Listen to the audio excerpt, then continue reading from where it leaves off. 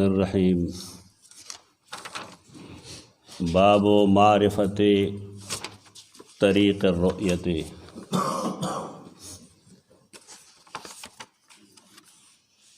د حدیث لا د مصنف دا عنوان ورکړ دی خو محدثین دا اصل کې په کتاب الاذان کې ذکر کوي.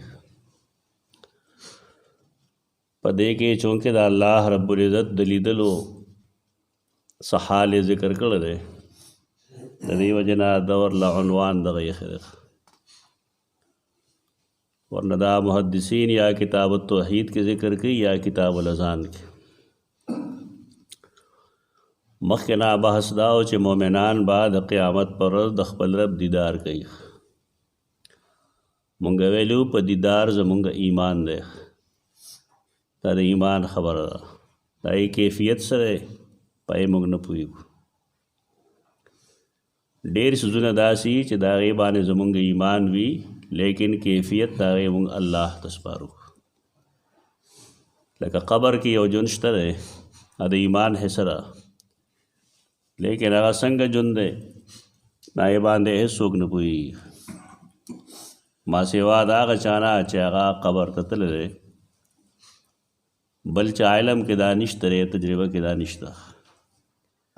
کوم شی چې قرآن او حدیث تفصیل سره نه بیان کړی هغې کې به د ځانه تفصیل نه کوو او بالخصوص هغه څیزونه چې د هغې تعلق یا عقیدې سره یا د غیب سره دا دوه نقطې خپل ذهن کې واچوئ هېڅ اعتراض به نه راځي. بیا یو شی زموږ نه پټ دی او موږ په خپل علم په خپله پوهه د هغې تفصیل موږ ته نه دی معلوم نو د هغې تفصیل به نه کوو.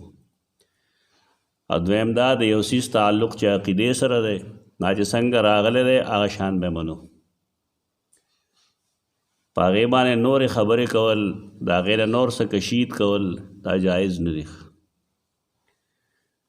د الله رب العزت لیدل دا د ایمان او د عقیدې مسله ده.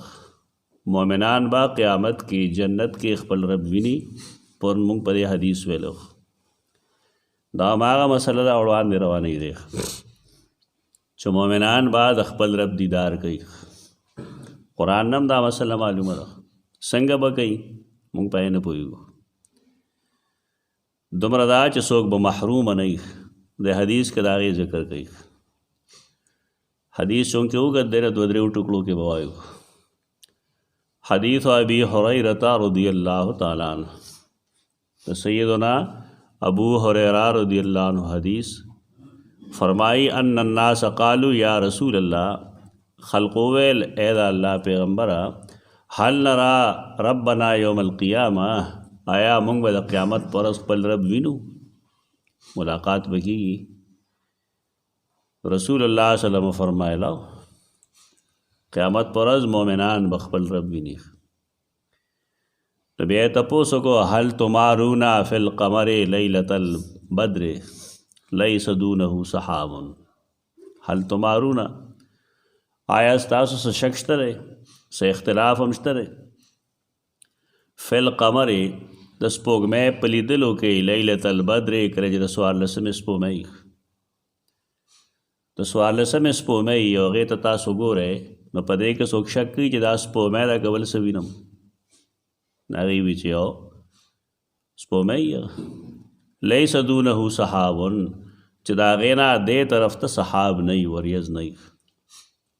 پرون ما ذکر کړو حجاب حجاب منې مانع پرده معنا مه کوو مانع مخلوق مخې ته پرده وي د خالق مخې ته چې کوم حجاب راځي نو هغه مانع دی د هغه د ذات د لیدلو نه. قیامت کې به هغه مانع ختم شي. بس چې کله سپوږمۍ مخې ته وریځ نه وي نو آیا سپوږمۍ لیدی شي کله شي لیدی آیا څه تکلیف وي تاسو ته څه شک محسوسوئ په دې کې هغې ویل نه لا یا رسول الله دې کې اوس تکلیف نه وي څه شک شبه هم نه وي بس خلک سپوږمۍ ته ګوري کتلو کې خبره ده. قال فهل تمارون فی الشمس لیس دونها سحاب. دویم مثال پیش کړي آیا هل تمارون آیا تاسو شک کوئ فی الشمس پنور کې لیس دونها سحاب چې د هغه مخې ته وریځ نه وي. د انور مخې ته چې وریځ نه وي نو د انور په لیدلو کې ستاسو شک شته؟ دا ګوره دواړه مثالونه باندې سوچ کوه. سپومې ته کتل اساني لیکن د انور ته کتل مشکلی. سپومې کې ذات لیدی شي لیکن انور کې ذات نشي لیدی، کتل ته ډېر تکلیف. او دا دنیا کې چې یو سړی الله نه ویني د هغې وجه دا ده چې د الله لیدل دنیا کې د سترګو دپاره ممکن نه دي. قیامت کې به الله رب العزت هغه د انسان سترګو کې دومره طاقت واچوي په خپل فضل باندې چې دی به د الله ذات ته کتی شي. مسئلې مقصد دغه دی. قالو لا یا رسول الله، ناغي ویل نه اے د الله رسوله.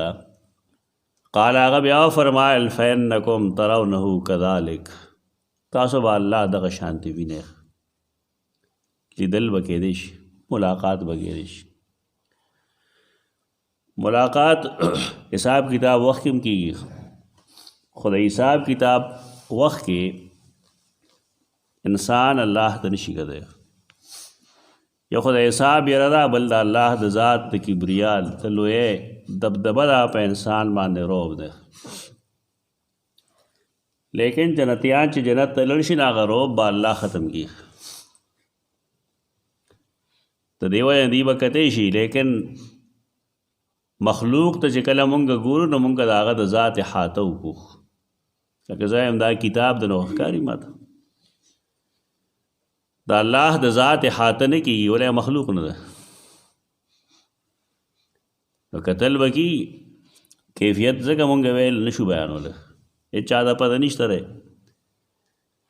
د یو څیز چې علم نه وي قرآن و سنت کې د هغې تذکره نه وي نو خلک هغه نه وایي.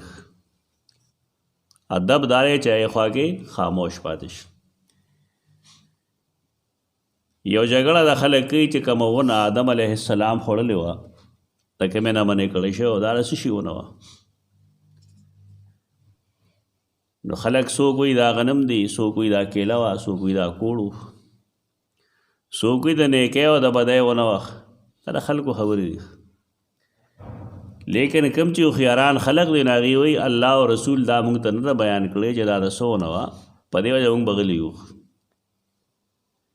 بلکې حافظ ابن کثیر لیکلی دی چې په دې کې د نبي کریم صلی الله علیه وسلم نه د څه شي څه بحث څه خبره موجود نه ده، لہذا ما ابهمه الله فنبهمه.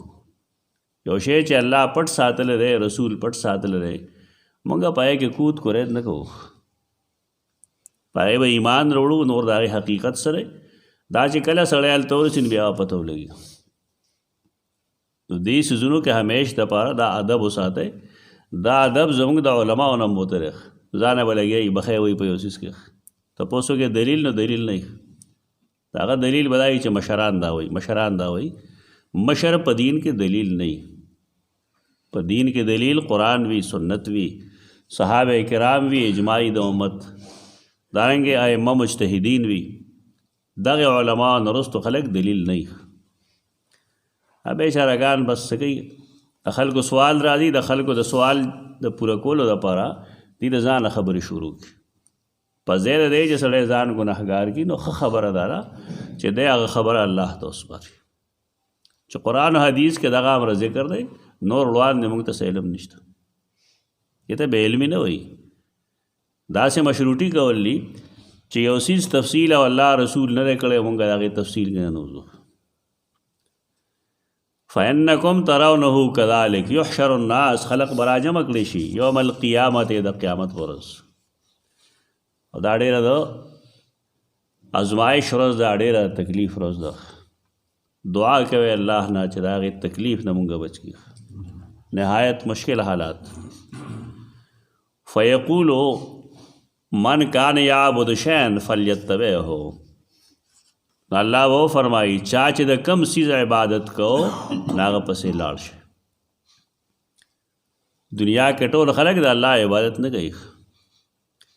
دا ډېر منځګزارم چې ته وینې دیم د الله عبادت نه کوي، ځکه شرک کې مبتلا یې ډېر خلک. اولیاء کرامو ته سجدې کوي، قبرونو ته سجدې کوي، دا شرک دی. دا پته به قیامت پر ورځ لګېږي. دې خبره باندې چې مونږ زور اچو د هغې وجه دا ده چې تا دنیا کې چا ته سجده کړې ده، قیامت کې به هغه پسې روانې. چې دنیا کې دی د چا د نوم نظر نیاز منښته کړې ده، قیامت کې به هغه پسې اټومیټک روانې. مونږ سره جنګونو ضرورت نشته ده. مونږ خیرخواه یو ستاسو چې تا ته شرک ښوي ته د شرک نه ځان وساته. نو دا حدیث دی او دې مطابق به کار کېږي. بیا چا چې د کم څیز عبادت کړی دی هغه مالک د نفع او نقصان ګڼلی دی، که هغه د تجارت دی، که هغه نبي دی، که هغه ولی دی، که هغه بت دی، که هغه ملایکه ده، هر انسان به هغه پسې ځي. فلیتبعه، هغه پسې روان شي. هلته دی دا نشي ویلی الله له دوکه نشي ورکولی چې رګندې ما نه دي کړي. دی به په خپله روان شي. فمنهم من یتبع الشمس، بعضې به هغوی چې به انور پسې روان شي. د انور عبادت کوي خلک. کم ځای کې چې انور عبادت کوي دا اشرم وایي. ډېر شي خلک د هغوی د انور عبادتونه کوي. نور چې خیږي هم عبادت کوي، ډېر نور پرېوتو کې هم کوي. او دې وجې نه حدیث کې راغلي چې انور راخیږي او کله انور پرېوځي نمونځ مه کوئ. دې کې تشابه ده غیر مسلمو سره. حرام دي. 3 وختونو کې مونځ کول حرام دي. یو چې انور راخیږي، بل چې بالکل 12 بجې انور د ځمکې د اسمان په منځ باندې، او دریم چې انور پرېوځي. او د انور عبادت کوونکي به انور پسې روان شي. ومنهم من یتبع القمر، او څوک به هغوی چې به سپوږمۍ پسې روان شي. د سپوږمۍ عبادت چې کم خلک کوي، لکه قوم د ابراهیم علیه السلام د انور ستورو سپوږمۍ عبادت وکړو. ومنهم من یتبع الطواغیت، بعضې به په دې کې هغوی چې به طواغیت پسې روان شي. طواغیت ته طاغوت جمع ده. طاغوت پسې شیطانانو پسې به روان شي. ډېر خلک د شیطانانو عبادت کوي. د شیطانانو عبادت څنګه وي؟ د قبرونو په خوا کې دارنګې په بوتانو کې شیطانان ننوځي. او چې کله سړی هلته کې فریاد وسي نو آواز ورته وشي. بېشک خلک ورته د غیبو آواز وي، د غیبو نه آواز راغی. او دا غیبو آواز څوک کوي؟ دا شیطانان کوي. د دې لپاره چې د انسان عقیده برباده کړي. دا کوي داسې.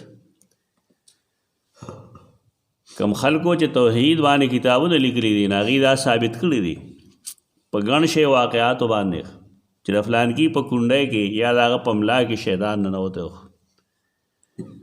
د ډېره موده علاج کو نه کېده نو چا ورته وښول چې فلانکي قبر خوا کې دا کار کېږي، نو دی قبر له لړ شي. هلته شیطان د هغې ځای نه وځي. کم ځای کې چې هغه واوځي دی چې راځي هلته نه ټیک ټاکي. وي تاسو هسې وایئ چې بابا څه نشو کولی. وایي دا خو څه مونږ وایو چې بابا څه نشو کولی. مخلوق اختیارمند د نفع او د نقصان نه دی. په فقه په کتابونو کې یو جمله لیکلې ده، هغه عالمگیری کې هم لیکلې ده، په شامی کې هم لیکلې ده، په فتح القدیر کې هم لیکلې ده، په بحر الرائق کې هم لیکلې ده چې د قبر په خوا کې هر هغه کار کول ناجایز دي کوم چې د سنت نه خلاف. نو بیا وایي سنت نه څه ثابت دي چې قبر خوا کې وسګو. والمعهود من السنت لیست الا زیارتها والدعاء عندها قائمه. او د قبر نه په باره کې سنت نه صرف دا ثابت دي چې سړی والته لاړ شي ملاقات به وکړي. د قبر ملاقات کی، د قبر والا ملاقات نه کی، هغه بیچاره خو ډېر ښکته دی. د قبر ملاقات به وکړي. سلي ته به دی وګوري. سلي ته چې وګوري د کې به په خپله دا تصور پیدا شي چې دا زما پلار دی، مور مې ده، ښځه مې ده، استاد مې دی، فلانی دی. سروزې مخکې دی دنیا کې زما په شان تن و من سړی وګرځېده به، نن څه شو؟ دا سل دی دی کې ما دپاره عبرت. یو دغه مقصد لبځي، هغه نه غوښتو لپاره نه. والدعاء عندها قائمه، او هلته کې په ولاړې هغه ته دعا کول چې الله دې ځان له سوال نشي کولی. زه سوال کوم ستانه ته در لپاره چې دی وبخي. ربه د غلطۍ معاف کړي، ربه د ګناهونه ورېږي، ربه جنت الفردوس یې نصیب کړي. د ژوندي لړ شي نه هلته نه غواړي، هلته څه غواړي؟ ته به هغه ته دعا کوې. دغه وجه نه موږ چې کله انسان مړ شي، هر څوک چې لوی سړی یا اړوکی سړی او په خپله نشي لامبلی، ژوندي د هغه پرده واخلي، جامې ته لرې کړي، ویې لامبوي. داسې ده که نه؟ که نه په خپله لامبي، ژوندي لامبوي. دی ولې لامبوي؟ دی نشي لامبلی. بیا دی قبر ته نشي تللی، کفن نشي اغوستی، ځان ته دعا هم نشي کولی. ټول ژوندي په هغه دا دعاګانې وکړي، قبر ته یې بوځي، سملاستی نشي سمیلی. بیا هم ځان له سویلی نشي نو ژوندي هغه ته قرآن وایي، دعاګانې ورته وکړي، بیا ته راځي. خو درې ورځې پس هغه کار کوي. وای کمال نه دی چې پلاني یې راورسې را مدد شه. عجیبه ده. خو بنده دی، د الله بندګانو دا څه کوئ تاسو؟ دغلته کې تواغیت جمع شوي، بیچاره نه خبر. کله شیطان راشي انسان ته د خوب کې او د یو نیک بزرګ شکل به یې جوړ کړي، نو دی به دوکه را دوکه کي چې پلان کې ځای کې قبر دی که نه، دا ګوره زما دی، دا پوخ کې. نو شیخ صاحب به راشي، نه به تپوس وکړي چې ګوره بابا بیګا خوب کې راغلو، تالی دی و بابا شهید بابا دا سولی دی چې ته شهید بابا مال خوب کې راغله. او شیطان دی. شیطان څنګه چې په ویښه باندې مونږ د ایمان نه اخوا دېخوا اړوي، نو داسې په ودو باندې مونږ اړوي راړی. دا تواغیت دي، خلک دی پسې ځي، قبر به راوباسي، بیا به د هغې عبادت شروع کړي. په دنیا کې دوه کارونه دي، الله دې مونږ د دې دواړو کارونو نه وساتي. خو په دې کارونو کې تاوان نشته. د دنیا د ټول نه نفع بخش څیزونه دوه دي. یو دا چې قبر جوړ کا، پردی جوړ کا، بس د پاسه پې غلاف واچوه، وی دی دا کار کوي او مونځه ورشه هلته، په دې کې تاوان نشته. ته به دومره ځمکې والې، دومره جایداد به واخلې، د هغې انتها به نه وي. دویم دا تعویضونه کوه او خرڅوه. دې دوو کاروبارونو کې تاوان بالکل نشته. خلک کمعقل دی. دا کارونه دې شروع کړي، دا آسان دي، پیسه به ډېره وګټي، خو د ایمان نه به خلاص شي. تواغیتو کار مه کوئ. منهم من یتبع التواغیت، بعضې واغي چې به شیطانانو پسې روان شي. زمونږ خلک خو ډېر هوښیار دی. شیخ عبدالقادر جیلانی رحمت الله تعالی علیه خپل کتاب کې خپل لیکلي دي. ډېر لوی نیک سړی دی، ډېر لوی سړی دی، عالم سړی دی، بزرګ دی.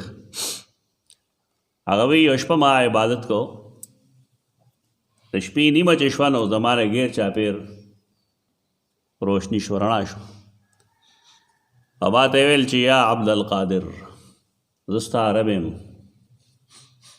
تا سره ملاقات کوم.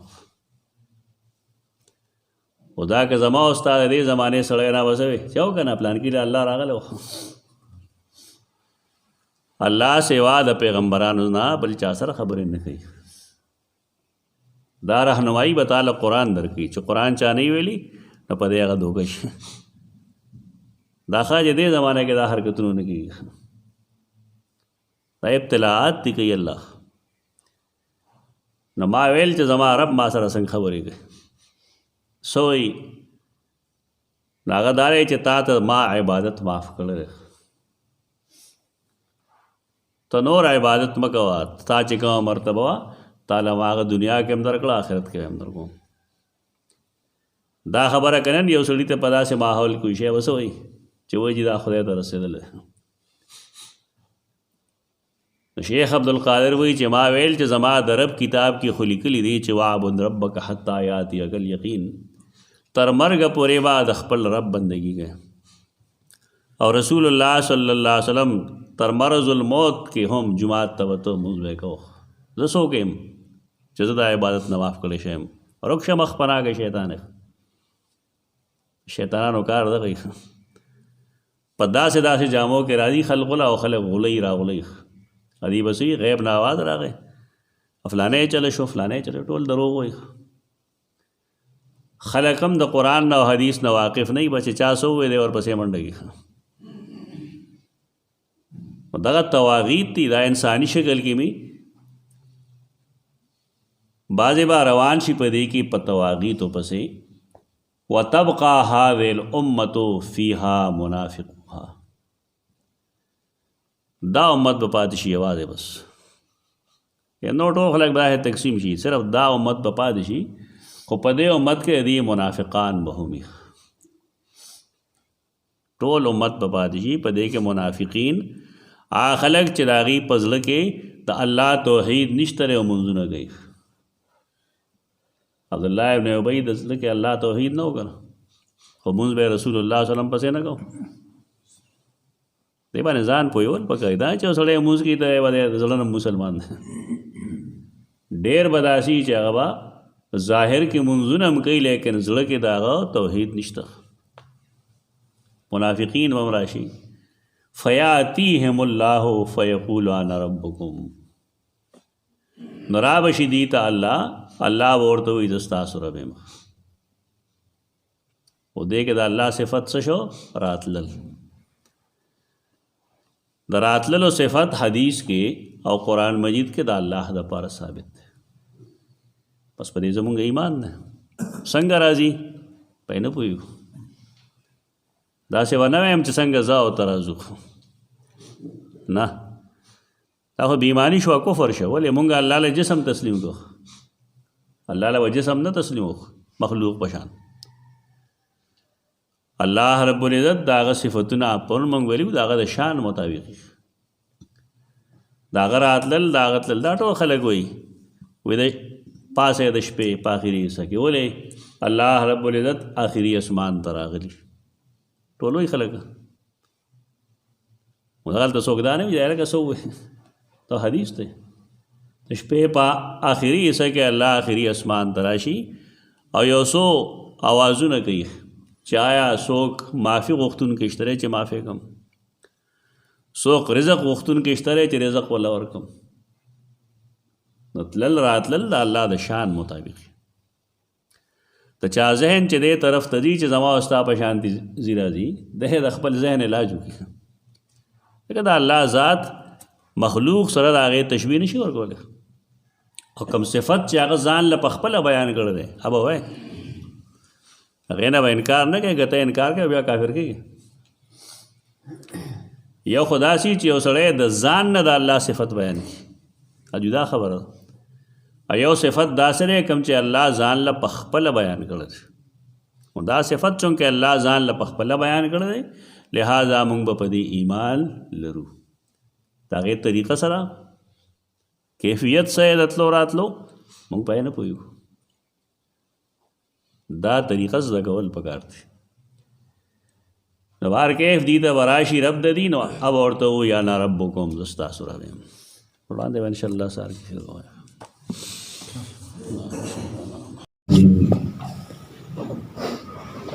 فإذا جاء ربنا عرفناه فيأتيهم الله فيقول أنا ربكم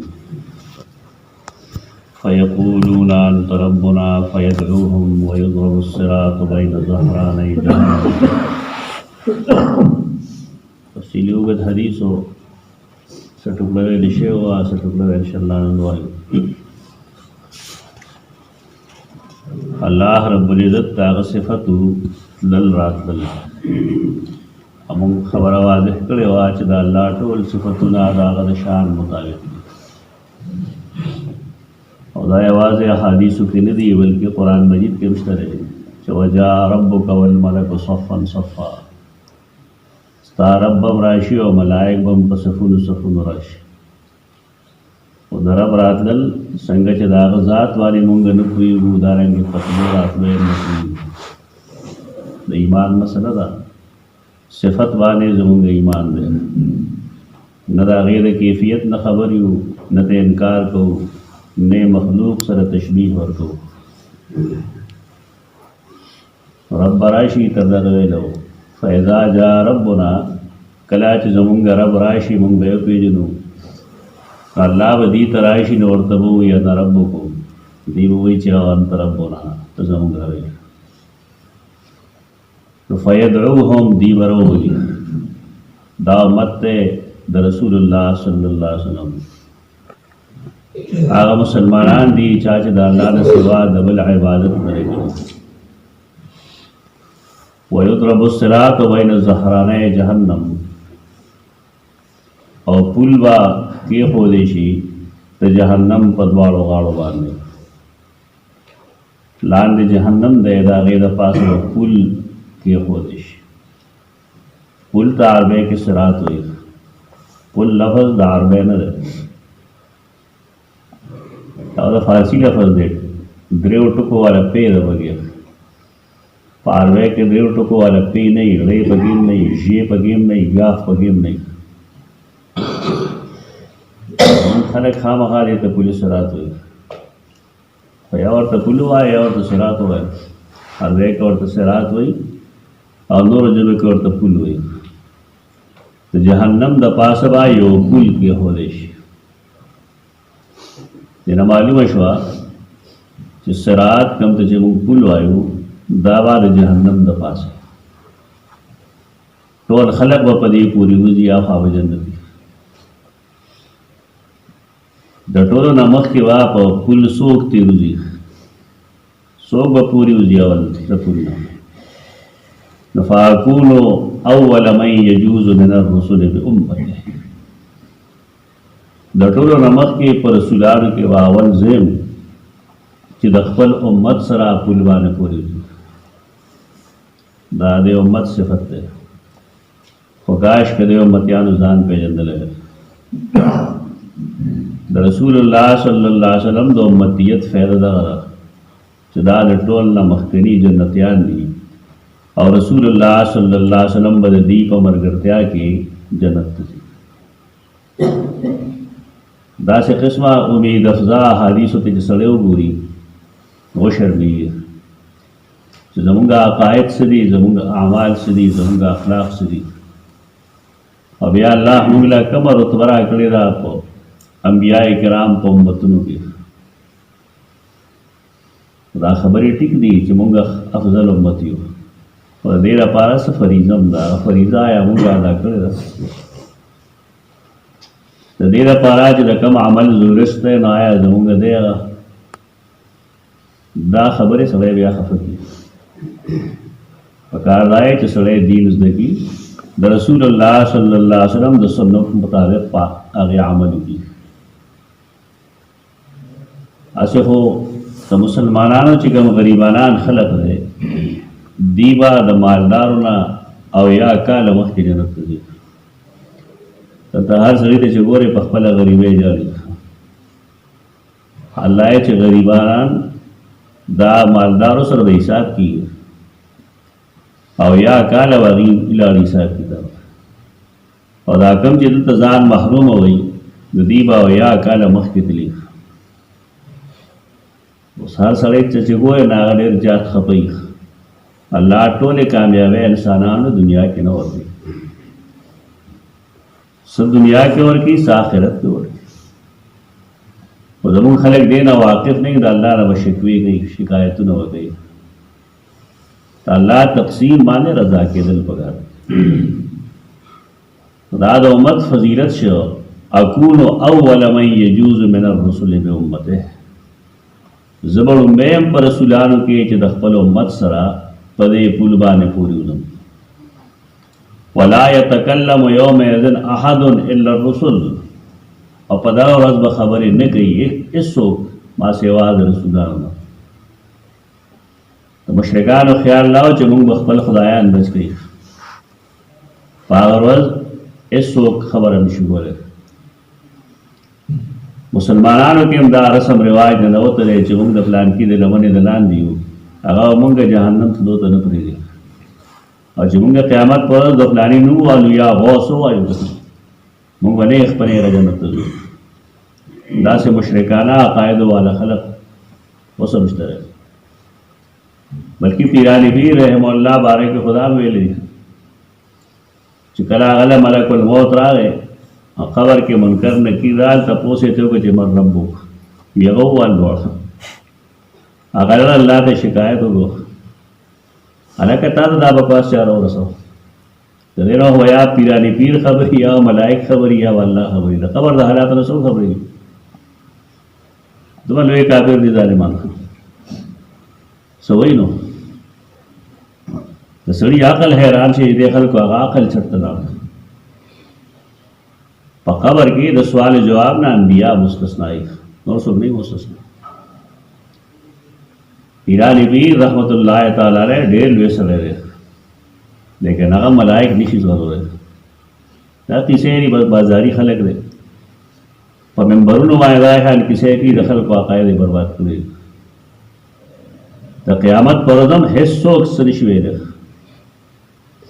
انبیاء علیهم السلام به خبرې کوي خو هغوی ته باقاعده اذن اجازت ملو شي نور خلق که کبھی خبرې کوي یا سفارش کوي نو هغه د انبیاء کرام علیهم السلام د سفارش نه وروسته دي لکه حافظان د قرآن به سفارش کوي د دین عالمان وګي شهیدان وګي لیکن هغه داسې نشي کولی چې دغه وګې نیولي راولي جنت ته بوځي نه الله ته به وایي باقاعده چې دا زما رشته دار دی تا په ما رحم کړی زه د سفارش کوم د ده باره کې زما سفارش ومني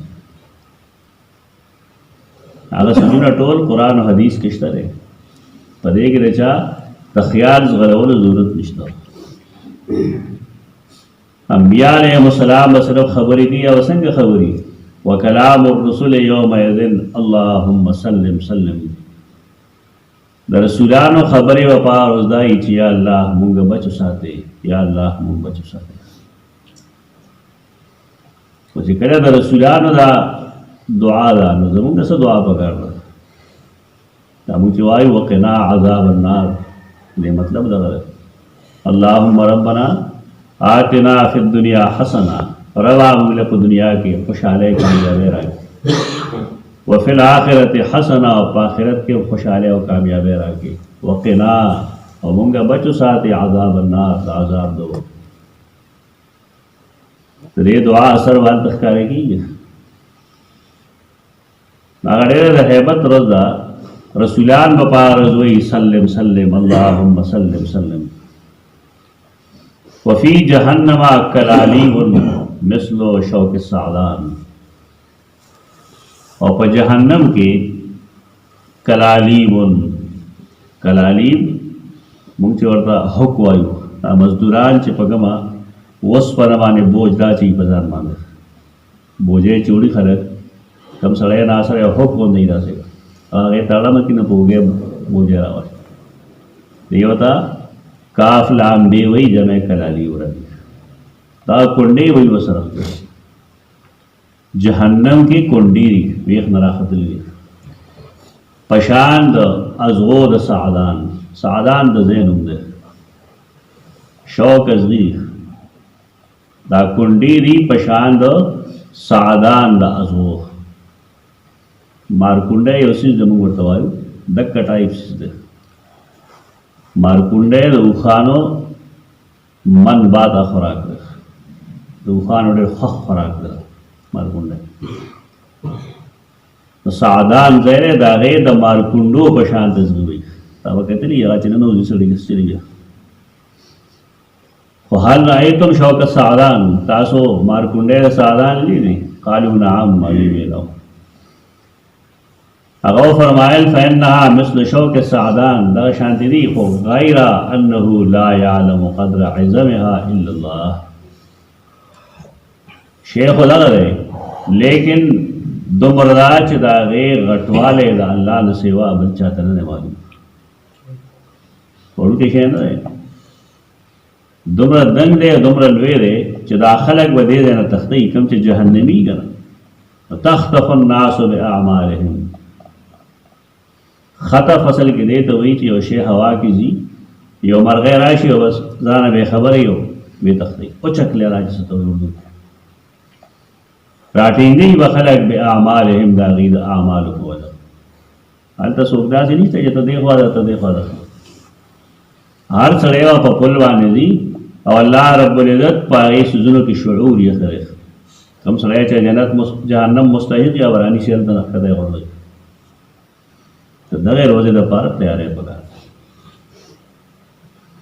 هلته کې موږ سره پلار نه وي رور نه وي ښځه نه وي اولاد نه وي استاد نه وي نه خو زمونږ د دیني کمزورۍ وجه دا ده چې موږ د دین هم د چا د وجې منو چې دا خبره چونکې زما استاد کړې ده لهذا زه یې منم اگر چې ټیک دا بله ده داسې خلک چې ټیک ورته معلوم وي چې صحیح دغه ده خو دا ځکه منم چې دا زما څوک کوئی مذهب نه دی څوک کوئی ما ته استاد داسې ویلی دا سيزونه هلته نه پکارېږي نیغ په نیغه قرآن و سنت پسې لاړ شي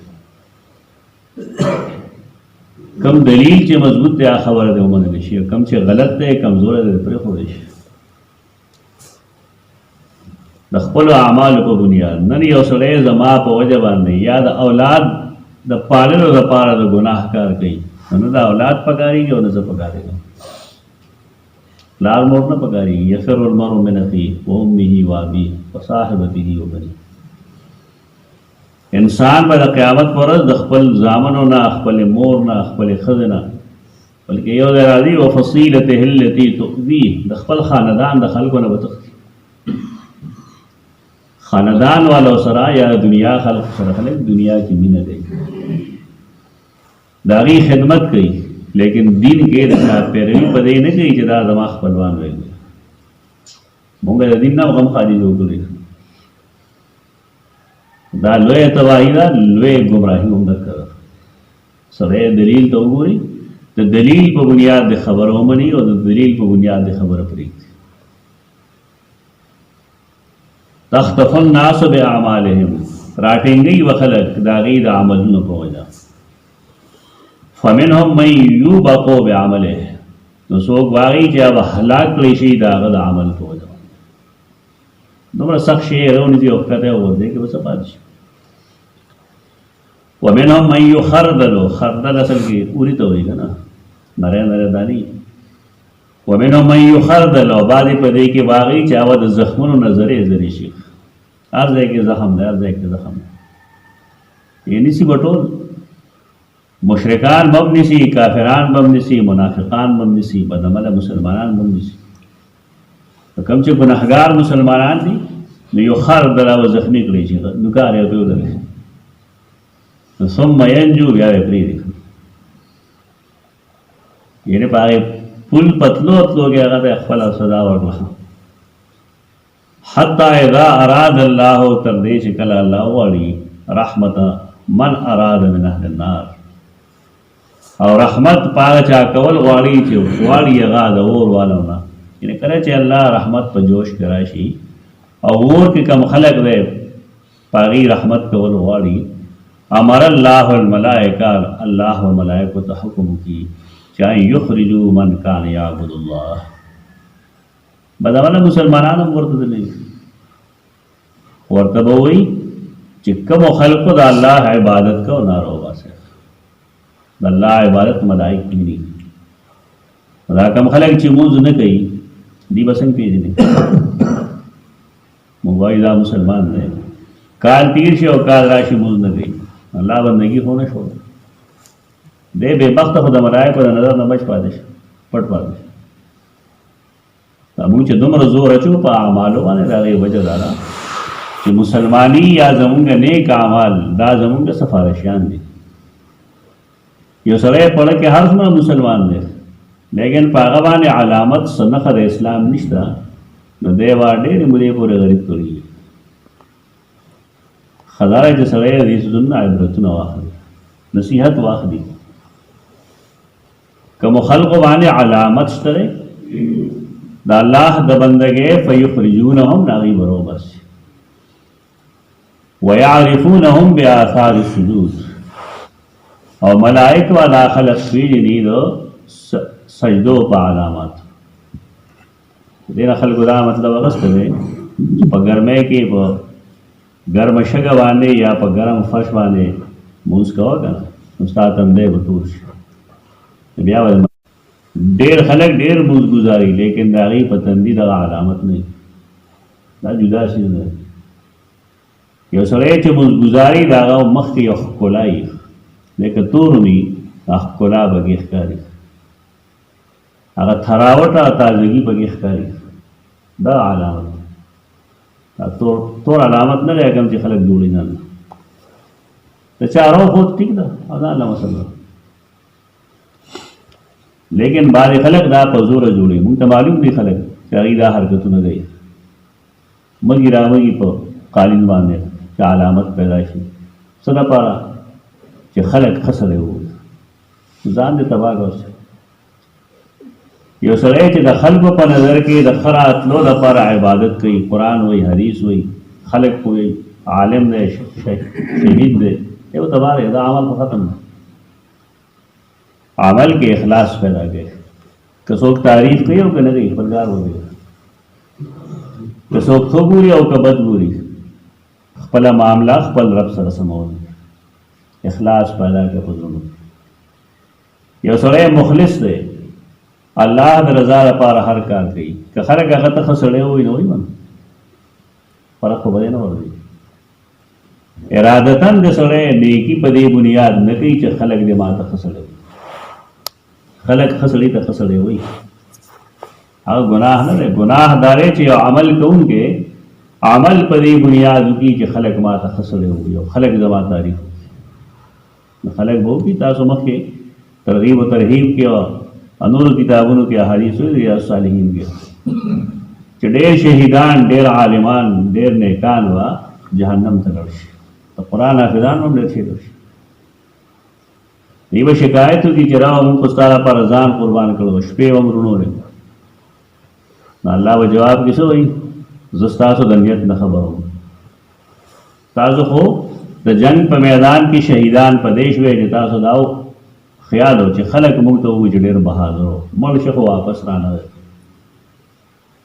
نو تا ته خو نوم درکړی شوی دی، خلکو وایي چې ډېر بهادر و، ما نه څه غواړې؟ که تا زما لپاره عمل کړي نو دوه تعالی بدل درکړم. حافظ او قاری د چا چې ریا مقصد یې هغوی ته هم دغه ووایي. دې کې به ډېر شی دا دي چې ربه موږ خو شپه لمونځ کړی وه دې لپاره چې قرآن یاد کړو، او ډېر ښه اواز او ښه محنت به هم کوو دې لپاره چې مونږ خلکو ته قرآن وښیو. نو الله به وایي زه په اراده خبر یم، ستاسو اراده دا وه چې خلک ستاسو تعریف وکړي. وقد قیل لک، او تا ته خو هغه ویلي شوي دي، ما نه څه غواړې؟ د خپلو ارادو اصلاح دا ضروري ده. ټولو نه مخکې اخلاص پکار دی، نیت سره اخلاص. انما الاعمال بالنیات مقصد دا دی، د اخلاص د نیت نه بغیر الله اس عمل نه قبلوي. دا ضروری خبره. څوک چې د الله بندګي کوي فیخرجونهم ویعرفونهم بآثار السجود، هغوی به راوباسي او هغوی پېژنې دي د سجدو په علامتونو. د هغوی په مخ یو خاص چمک دی، یو خاص رونق دی، هغه رونق په اور کې نه ختمېږي. وحرم الله علی النار ان تاکل اثر السجود، او الله حرام کړی دی په اور دا خبره چې هغه د سجدې علامت وخوري. خلکو دی دا مطلب اغستی چې دې ځای کې کومه نه ښایي دا نه سوځي، دا نه مطلب، هغه جدا څیز دی. د انسان په دې لکه علمي کې کوم آخري مهره چې ده زمونږه د بیدورۍ په شان کوم شی دی، په دې کې زمونږه نسمه ده، زمونږ اصل پای کې دا اصل په خاوره کې الله نه دی. انسان تار څومره مړ کوي سوځوه دغه ځای به نه خرابېږي، دغه اصل د زمونږ. او دا د مخ اثر چې کوم دی په دې باندې ملائک پوهېږي. دې دنیا کې هم کوم خلک چې منځګزاري نامنځګزار پېژني، خو زمونږ خلکو کې نورانیت نشته دی اصل کې، په دې وجه منځګزار نه پېژني. فیخرجون من النار، نو دیو هم د اور نه راوځي. قد امتحشوا، امتحاش څه ته وایي؟ د سکرو په شان کېدل. دا مسلمانان دي ګوره، نعوذ بالله من غضب الحلیم. مسلمانان دي، عقیده یې سمه ده، منځګزار هم دي، خورواني یې څه کړي دي.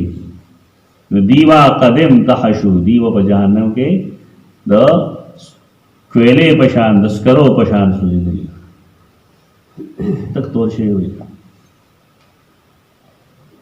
فیصب علیہم ماء الحیات، پدیبا واڑو لشی آب حیات. ماء الحیات منے آب حیات. دار جنت وہ بدی خلق دلتا کسی کسی جو کرے آب حیات ورته وي نو خلک کتابونه لیکلي په هغې عجیبه عجیبه خبرې هم لیکلي لکه بیا خو دغه خیال وساته چې آب حیات نو څه سمه عقیده پکې ولیکه څه سم اخلاق پکې ولیکه اوس پکې لیکي نو آب حیات په پدې باندې واجب شي فینبتون نو دی به راوټوکېږي کما تنبت الحبة لکه څنګه چې راټوکېږي دانې فی حمیل السیل. حمیل السیل هغه ځای ته وایي چې هلته کې اوبه بهیږي بیند اوبو ته وایي حمیل السیل. په داسې ځایونو کې کوم ځای کې چې اوبه بهیږي د هغې خواوشا یو خوا بل خوا بې شمېره بوټي ضرور شوي و دوی به دقه شانته صاف سوتره شي تازه وشي هغې نه وروسته به صحیح نو حدیث وګڼه مولانا شاه الله صاحب بسم الله الرحمن الرحيم. ثم يفرغ الله من القضاء بين العباد. تفصیلی حدیث و ویسے ویلشے دے ویسے بادرہ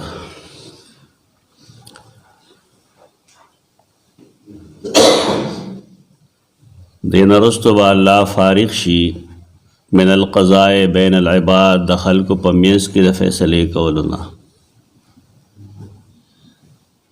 یعنی د انسانانو منځ کې چې کومه فیصله کوي الله د جنت او جهنم هغه ختم شي. ويبقى رجل بین الجنة والنار او باقی به پاتې شي یو سړی د جنت او د جهنم په منځ کې. د جنت او جهنم منځ کې چې کوم ځای دی هغې ته اعراف وایي. قرآن مجید په دغه نوم صورت لیکلی دی سورة الاعراف. اعراف والا هغه خلق دی چې د هغې نیکۍ او بدۍ به یو برابري. نیکیانې دومره ډېرې نه دي چې د هغې په وجه جنت ته لاړ شي لیکن بدۍ هم دومره ډېرې نه دي چې د هغې په وجه جهنم ته لاړ شي. د یو درمیاني ځای دی هغې ته اعراف وایي. قرآن کله هغې ته سور وایي دیوال. ښکاره ده چې آخرت دیوالونه زموږ د دیوالونو غوندې نه وي. الله هغې ته نظاره وښیي او قرآن د هغې چې کوم نقشه راښکلې ده هغه دا ده چې دی به یو طرف ته عذاب ته ګوري او بل طرف ته به جنت ته ګوري او دعا به دا کوي چې ربه مونږ جهنم نه ساتې. او قرآن دا هم فرمایي چې دی جنت ته داخل شوي نه دي خو وهم یطمعون طمع یې شته دی چې الله هم جنت ته بوځي. نو دغې کسانو فیصله ومشي خو په دې کې یو کس په باقي پاتې له وهو آخر اهل النار دخولا الجنه او دا آخري سړی دی په اور والو کې په حیثیت د داخلېدو جنت یعنی آخري سړی دی. جهنم یې ولي دا خو جنت ته داخلېدونکی د آخري سړی دی. دې نعمت ته چې انسان وګوري کوم چې د حدیث کې رستو راځي د انسان ذهن کې د الله رب العزت د رحم و کرم د هغه د مغفرت دا تصور په دې کې ښکاره شي. الله رب العزت بېشک عزیز دی غالب دی ذو انتقام دی سخت بدلې والا دی قهار جبار دی لیکن دا هغې سره هغه رحمان الرحیم هم دی. او بیا د الله د رحمت حیثیت دار چې هغه غالب شوی دی. حدیث کې راځي سبقت رحمتی غضبی. الله فرمایي زما رحمت زما په غضب باندې سابق دی مخکې دی.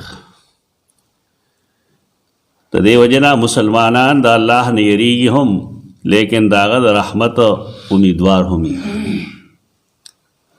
دا د مینځ لار ده. څومره نیکان خلک چې هغوی د جهنم نه ډېر زیات تېرېږي، لیکن د یقین دی چې الله مونږ جنت ته بوځي. یوازې د الله د عذابونو ذکر چې کوم خلک کوي، نا خلک نا امید کی د الله د رحم نه. په دې وجه څه بعضې خلک شته دی چې هغوی سره کښېنې پاسې نو ته به لیونی شي، ځکه د هغوی په خوله کې د الله د رحم و کرم ذکر نه وي، بس ټول عمر عذاب دی عذاب دی عذاب دی عذاب دی.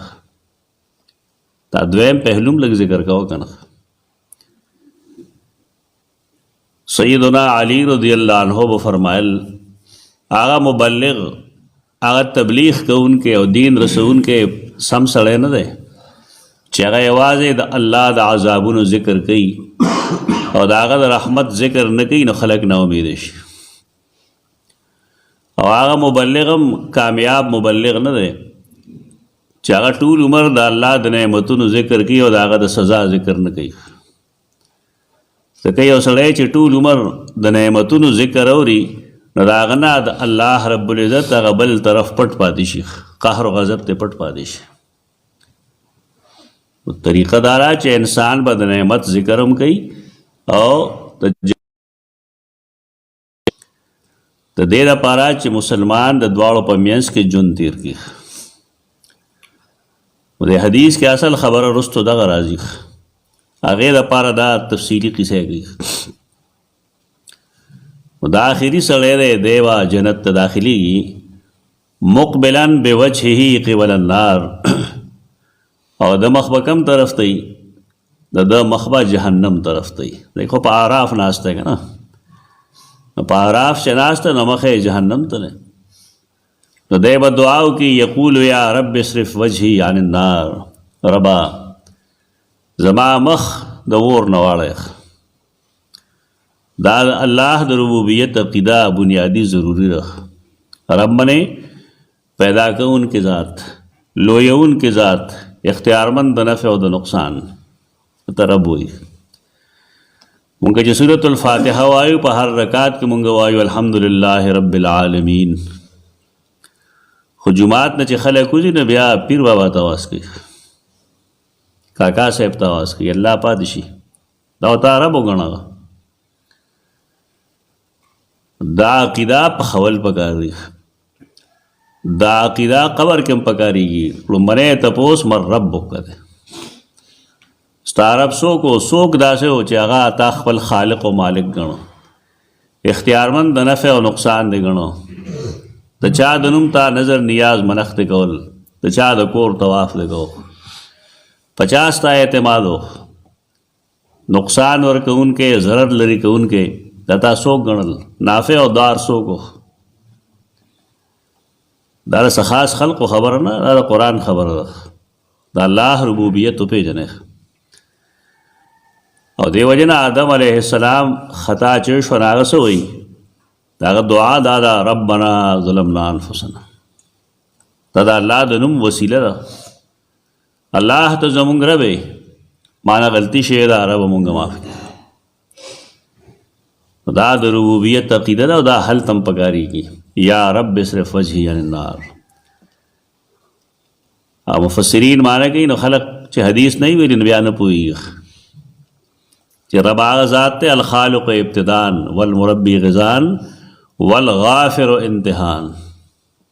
دا جمله دې نه اخیستل، یا رب اصرف وجهي عن النار. الله هغه ذات دی، رب هغه ذوق دی چې هغه پیدا کول کوي، بیا انسانان داغي تربیت کوي، خوراک اسکاک ورکوي، لوی یې او بیا آخرت کې معاف کوي هم. رب معنی دا ده. تفسیر مدارک دغه لیکل قد قشبنی ریحها. قشبنی، قشب د انسان طبیعت چې خراب شي د بدبویې د وجې د قشب وي. قشبنی ریحها د دې د بدبوی ور کې چې کله انسانان غوښې سوځي نه بدبوی کوي که نه، او بیا دا چې الله د کافرانو په وجودونو باندې ګوګړو مچوي نه، د ګوګړو خو ځان ډېر ناکاره وي. قد قشوني ریحها، دا بار ناسته دی وایي دی بوی یې خو ډېر تنګ کړم، ډېر تکلیف یې راکړ. واحرقني زکاؤها، زکا دلته شغلې ته وایي، او زه د دې شغلو وسوځولم، ډېر لرې مته خو ما ته تپ را رسي تنګ شوی یم. فیقول هل عصیت، د سین زبر دی دلته کې دوه ځایه دا لیکلی سین زیر سره کمپوزنګ غلطي ده. هل عصیت ان فعل ذلک بک ان تسأل غیر ذلک، ستا څه خیال دی که ته مونږ دې دی نه بچ کړې را وامړولې نو ته بل سوال نه کوې، دا ته وعده اخلي ستا مخ دې خوا راوړم خو بل سوال به نه کوې، بچ کوم دی. نو دی وایي لا وعزتک، بالکل ستا په عزت مې قسم یا الله یا ربا بل ته سوال به نه کوم ستا نه. فیعطي الله ما یشاء من عهد و میثاق، وربکی الله هغه چې غواړي د عهد او د میثاق نه، یعنی بیا بیا به دنه وعده واخلي او دی چې څه غواړي الله به ورکړي. ابه دای چې فیصرف الله وجهه عن النار، الله به د مخ د اور نه راواړي. فاذا اقبل به علی الجنه، کله چې د مخ جنت ته شي کنه راواړي دی جنت ته، رأى بهجتها، بهجه تازګۍ ته وایي، د هغې تازګي د هغې بهار به وویني چې هو دا خو ډېر زبردست دی. سکته ما شاء الله ان یسکته، تر کومې چې الله غواړي نو دی به خاموشي ګوري به چې دا دې خوا سو دا دې خوا سي، اوس وعده ماتوي. انسان یېرونکی هم دی، حدیث هم دی. ثم قال یا رب قدمني عند باب الجنه، بیا به دی وي ربه مالک د جنت دروازې ته خو بوځې، خلکو مزې وکړې مونږ دلته ناست لږ مې وړاندې کړې. فیقول الله له، نه الله به درته ووایي الیس قد اعطیت العهود والمواثیق، تا وعدې او میثاقونه نه دي کړي الله تسأل غیر الذي كنت سألت، چې ته به د هغې سوال نه سوا بل سوال نه کوې کوم تېرې مخکې کړو، تا خو وعده کړی وه چې بل سوال به نه کوو، اوس نور څه غواړې. نو ده ویل یا رب، دی به وي یا رب لا اکونن اشقا خلقک، زه دا نه غواړم چې ستا په مخلوق کې د ټول نه بدبخت شم، ته خو رحمان رحیم یې، ستا دربار کې کمی نشته، دا د سوال کولو چل دی زموږ خلکو له، ته چې د الله نه سوال کوي ته وایې الله د کنډر کې ناست دی. ابا د پاکولان خو وایي همداسې که نه پیدا کړی یم پړ دی را باندې خولې درې ګوره دا کفر الفاظ دي، پس چا پړ دی؟ الله نه څوک تپوس نشي کولی. دا خلق د الله حیثیت نه پېژني، توحید چې څوک وپېژني هغه وي د الله رحم دی. الله چې څه کوي په خپل کرم باندې کوي، پړواله مړواله به کې نشته. او دا سوال چل ښیي درته چې ربه زه خو به ډېر بدبخت شم ستا په مخلوق کې، زه دا نه غواړم چې ستا غوندې کرم واله ذات، ستا غوندې رحم واله ذات هغه دې په ما رحم ونه کړي او د جنت دغلته نږدې نه شم. فیقول فما عصیت ان اعطیت ذلک الا تسأل غیره، بیا ورته لومبې تپوس وکړي چې ستا څه خیال دی که تاله دغه نعمت درکړی شو ته جنت دروازې ته نږدې کړی شوې نو بیا بل ته سوال خو نه کوې، نو دی بیا وایي چې نه الله عزتک لا اصل غیر ذلک، قسم خوري بیا بیا ماته ستا په عزت مې قسم بل سوال به نه کوم. دا د الله کرم دی. انسان او د خالق میانس کې دغه فرق دی، فرقونه خو ډېر دي خو یو غټ فرق دا دی چې انسان نه یو ځل سوال وکړه ابه شی درکړي تا ته وایي چې بیا به نه غواړې، ته په دویم ځل لاړ شي به تا ته پته ولګي. لیکن دا اللہ در دا سے در نہ رہے گا. شاعر وہی کہ یہی وہ در ہے کہ ذلت نہیں سوال کے بعد. تا خالق و مالک دربار دا سے رہے کہ سڑے عرصم رسوال کی نو اللہ ذلیل کی نا. زمونږ خلکو خپل رب پرېښی دی. څوک قبر خوا کې ناست دي، څوک د چا مشر خوا کې ناست دي چې دی به څه وکړي، هېڅ نشي کولی څوک. ورکوونکی د الله ذات. دا د ربوبیت عقیده ده، دا وساتئ. تاسو دا عقیده وساتئ. نو حدیث کې چې راځي چې په تاسو به آسمان د طرف نه غلې راشي، د ځمکې نه به ستاسو خزانې را پیدا شي، خلک به په تاسو سره د رحم و کرم مظاهره وکړي. خو موږ نه ځای هېر شوی دی. انسان سره نه ذلت شته او نه عزت. عزت او ذلت، رزق، خوراکونه، بیماری لرې کول، بیماری راوستل دا الله سره دی. سوال ځای هغه دی. دی به بیا دغه خبره شروع کړي چې نه ربه بل څه نه غواړم. دنه بیا الله هغه شانتې عهد و میثاق واخلي، فیقدمه الی باب الجنه، د جنت دروازې ته به راولي. فاذا بلغ بابها، کله چې جنت دروازې ته ورسي، فرا زهرتها وما فيها من النضرة والسرور، زهره شادابه ته وایي، زرخیزي، ښکلا. د هغې ښکلا چې وویني، وما بینها فیها من النضرة والسرور، نضره تازګي، سرور خوشحالی، د هغې تازګۍ خوشحالی وویني، فیسکت، ګوري به خاموش به ناست دی. څومره چې غواړي کمې مودې پورې دی به خاموش، بیا ټینګ نشي. فیقول یا رب ادخلني الجنه، رب ما جنت ته داخل کړه. دا ایاک نستعین والا مسله ده. انسان هر ځای کې الله ته محتاج ده. جهنم نه بچ کېدو کې الله ته محتاج دی، دخول جنت کې الله ته محتاج ده. خو جنت ته داخلېدو د پاره بنیادی سامان څه شی دی؟ هغه نیکی کول. د جهنم نه د بچ کېدو څه طریقه ده؟ هغه دا ده چې د ګناهونه نه. رسول الله صلی الله علیه وسلم مثال الله سے ورکړي چې اهمیت ښکاره شي د عمل. په دې کې د عمل اهمیت ښکاره دی. دا دی چې جنت ته ور داخلېږي، په کوم بنیاد ور داخلېږي؟ د الله رحم خو شامل حال، له هغې نه بغیر خو هېڅ نه کېږي. لیکن د الله د رحم سبب څه شی دی؟ هغه د انسان نیک عمل دی. دی چې دا خبره وکړي نو الله به ورته ووایي ویحک یا ابن آدم. عجیبه ده، دا توایه په معنی نه وي، ویح عجیبه ده، تعجب دی.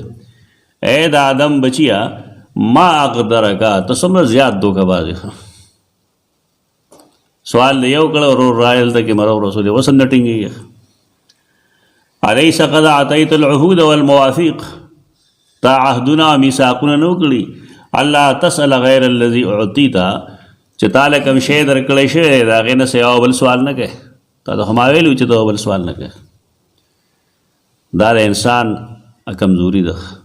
دا پنځه وخته چې درته یادوي چې الله اکبر الله اکبر او حی علی الصلاة، د دې وجه دا ده چې انسان حریص دی. ته یادوي پنځه وخته. علما چې لګیا یو دعوت ورکوي، د هغې وجه دا نه ده چې خلک نه پوهېږي، د دې خلکو نه یېرېږي. شیطان زمونږ دشمن دی، هغه خلک غافل کی، په دې وجه خلک خپله ذمہداري ادا کی. علما حکم چې کم عقلي نه، هغه بل کار یې نشته. بس دا خو ته شکریا ادا کړه. دا کوم سړی چې مؤذن دی بانګ وایي حی علی الصلاة حی علی الفلاح، دا معمولی سړی نه وي. په دې هغه څوک پوهېږي چې هغه الله او د هغه دین پېژني. دی داعي دی الله طرف ته. حدیث کے ذکر راځي المؤذنون اطول اعناق یوم القیامه، مؤذنین بعد قیامت ورځ هسک غړی ګرځي. ځکه دې خلک د الله دین ته راولل، مونځ ته خلق راولل، هغې ته کلمه شهادت ښودلی دی، بار بار یې ورته ویلی دی. داسې قسمه خلک که چېرته ملاویږي چې هغه د دین دعوت ورکوي، نو پکار دی چې انسان د هغې ملګرتیا وکړي. فارغ نه وي نو خاندي نه، مذاق نه وړاوئ خلک. د دین چې هر څوک داعي دی، په لږه پیمانه او یا په غټه پیمانه، ډېر لوی سړی دی، ستر سړی دی. ځکه هغه له څوک څه ورکوي نه، د دنیا دپاره نه یې لګیا، زمونږ د ښېګړې دپاره لګیا دی. دیو بیا هلته کې وایي یقول یا رب لا تجعلني اشقى خلقک، ربا ما په خپل مخلوق کې ډېر بدبخته کې ما ته خو رحیم و کریم هر څه کولی شي. فیضحک الله فیضحک الله عز وجل منه، په دې خبره باندې به الله وخاندي. دغه صفت شه د الله. بل دویم صفت شه په دې حدیث کې. یو صفت یې مخکې ویلو جا ربک، الله براشي، دلته یې وبخاندي. دې کې انکار مه کوه، د الله خندا د هغه د شان مطابق ده. څنګه چې د هغه ذات زمونږ فهم کې نه راځي، دارنګې د هغه خندا هم زمونږ فهم کې نه راځي. حدیث چونکې صحیح دی، لہٰذا موږ په دې ایمان لرو. ثم یاذن له فی دخول الجنه، بیا به دله اجازت ورکي جنت ته داخلې دو، چې جنت ته داخل شه. دا ډېر معمولی جنتی دی، ډېر معمولی، لیکن الله دله څه ورکوي؟ فیقول التمنا، الله ورته وایي څه تمنا وکړه، څه غواړې، څه ارزو دې شته په زړه، زه تعالی ستا د مرضا مطابق بدل درکوم. الله رحم نه دی. یعنی هغه ګناهګار بنده چې د هغه ګناهونو دی د جنت د تلو نه منې کړی دی، د هغې ګناهګار دا حال. دا حدیثونه زموږ خلک نه وایي، او ته به وایي سم حدیث نه وایي. ته ډېر ګناهګار دی، د ګناهونه دومره دي چې دی جنت ته نشي تللی. د دې باوجود الله دی جنت ته بوځي، ورته وایي تمنا. ستا که څه ارزو وي، څه تمناګانې هغه وکړه. فیتمنا، نه دی به ارزوګانې خپلې مخکې کړي چې ربه غواګانې راکړي او میخې راکړي او دولت راکړي او پلانې شی راکړي او ډنګې شی راکړي، څه چې هغه کې وایي. صحابي تپوس کوو که نه چې جنت کې ګړې بيځې وایي، غواړم چې ما ته یې ګړې بيځې. هغه ویل چې څه غواړې هلته شته. دا مختصر جمله ده، ستا سوچ کا غواړه هلته درکوي. دی به دومره تمناو کې حتی اذا انقطعت امنیته، تر دې چې د تمناګانې به ختم شي، څه شی به پاتې نه شي د په ذهن کې. قال الله عز وجل من کذا و کذا، الله ورته وایي پلانې شی مه غواړه، پلانې مه غواړه. د ده خو علم ختم شوی دی، الله ورته وغواړه.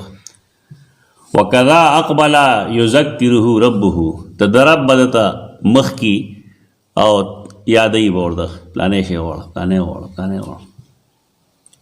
دا د رب رحمت رحم و کرم دی، هغه رحمان و رحیم دی. د الله دا صفت خلقو ته نه دی معلومه.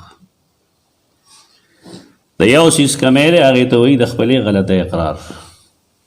دک یو صفت ځان کې پیدا کړه. حتی اذا انتهت به الامانی، تر دې چې د څومره تمناګانې الله چې ورته وایي هغه هم ختم شي. نو څو ته خو ډېر سوال نه کړی. قال الله تعالی، الله و فرمایي لک ذلک، دا کم چې تا وختل دا ټول ستا شو. یوازې دا نه بلکې ومثله معه، دغه امر نورم په ډبل نعمتونه به وله ورکړي. دا نه جنتي دی، د ټولو نه وروستو داخلېدونکي جنتي.